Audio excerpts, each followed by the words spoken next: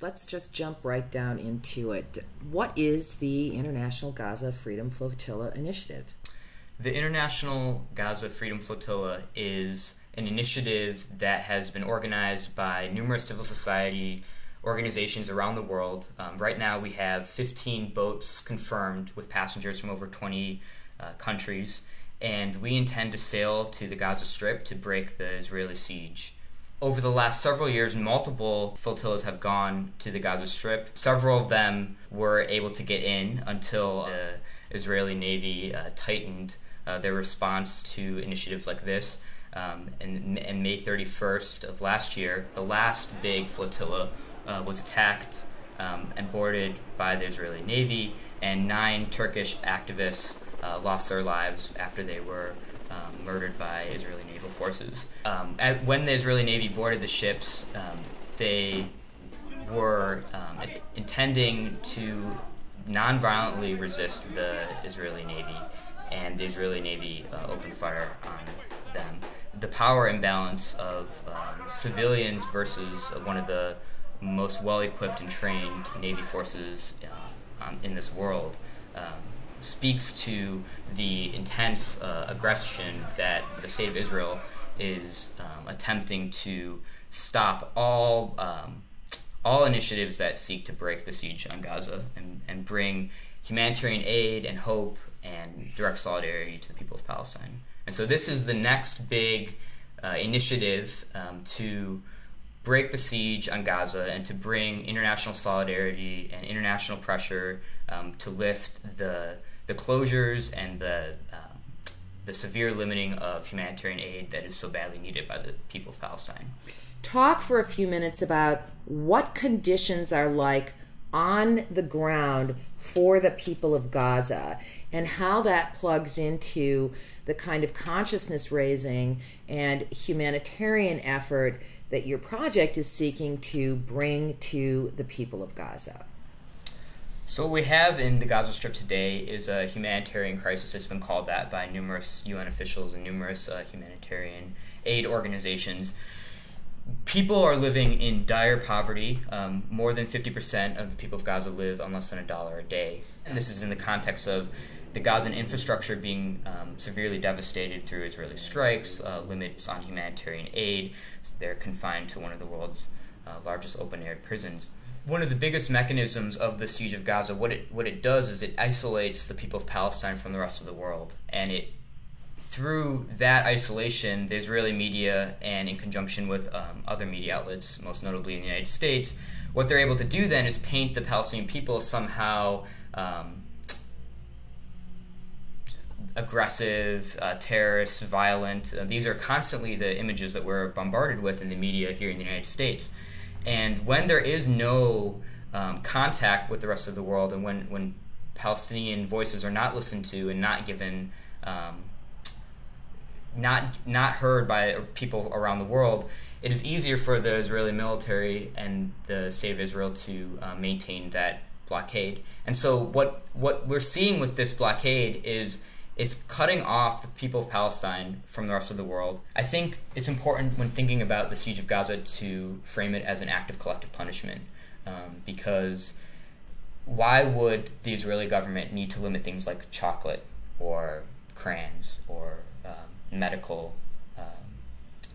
needs, kidney dialysis, these sorts of things which are necessary for Gazan hospitals?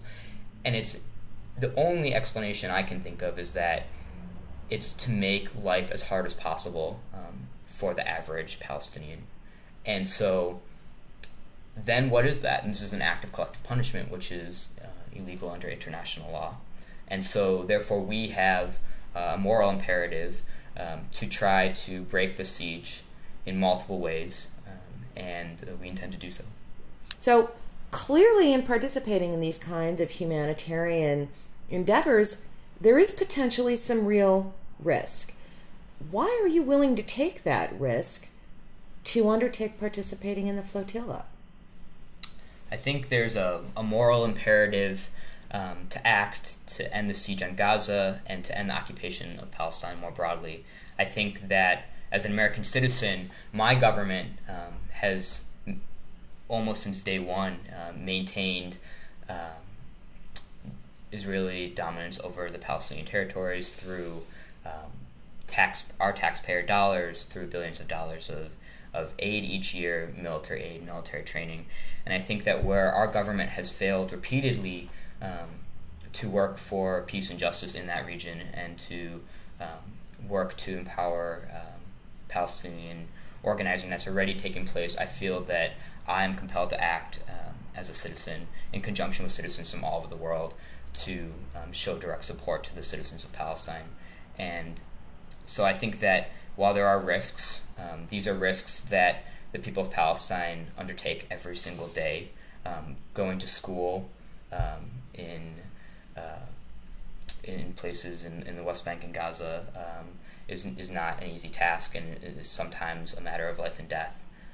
True solidarity means that we must also be willing to take risks, those of us who are not Palestinian. I think if you look at successful liberation movements around the world, and in this country as well, you'll see that it's always the people that act first and then the governments follow. And I think if you're looking at the legacy of apartheid in South Africa and how that was ended, and the global solidarity that garnered with civil society organizations all around the world, I think that that is what we're trying to accomplish. And we already have, I think in the last 2 years, there's really been a shift in public opinion here in the United States, especially as more stories are getting out, like with what happened in Castle Ed, and people are looking at these power dynamics and the disparities that exist between one of the most heavily trained and equipped forces in the world occupying a defenseless civilian population.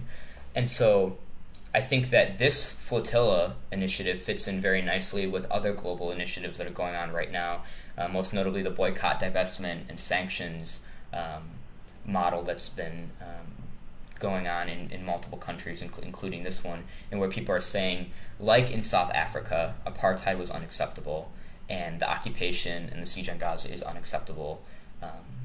We must act to isolate Israel from the international community, just as they have isolated Palestine from the international community for decades. And in doing so, boycotting Israeli goods, divesting from Israeli institutions and organizations, sanctioning the government. There are consequences for committing gross human rights violations. And where governments are failing to enforce those consequences, the people of the world are taking steps to do so. A growing number of Americans are looking to places like Egypt and being enormously inspired by the kinds of struggles that, for example, the Egyptian people are engaging in to take back their own right to govern themselves. Talk a little bit about how those broad sensibilities about truly cross-border solidarity, the notion that we really are all in this together across barriers of language and ethnicity, how that really impacts Palestinian solidarity work, and what it says about the growing consciousness about why that struggle really is so important to the rest of us.